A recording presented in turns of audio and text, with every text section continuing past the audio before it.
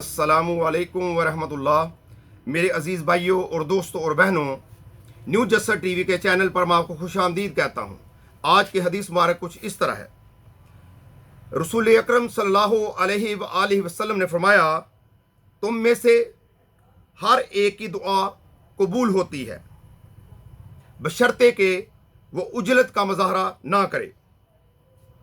عجلت سے مراد یہ ہے کہ آدمی کہے کہ میں نے اللہ سے دعا کی تھی مگر میری دعا قبول نہیں ہوئی۔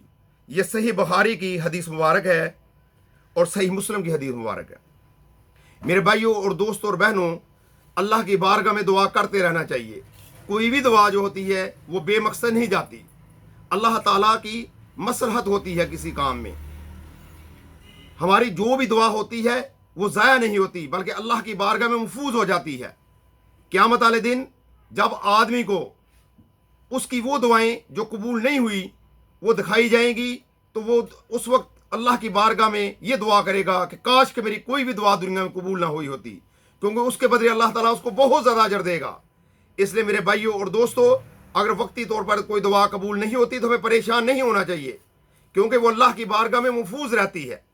اس لیے میرے بھائیوں اور دوستوں، ہمیں دعا ہر حال میں کرتے رہنا چاہیے اور صبر اور تحمل کے ساتھ دعا کرتے رہنا چاہیے۔ اللہ سے دعا ہے کہ اللہ تعالیٰ ہم گناہ گاروں کو صحیح معنی میں قرآن و حدیث کے مطابق زندگی گزارنے کی توفیق عطا فرمائے۔ آمین ثم آمین۔ السلام علیکم ورحمۃ اللہ۔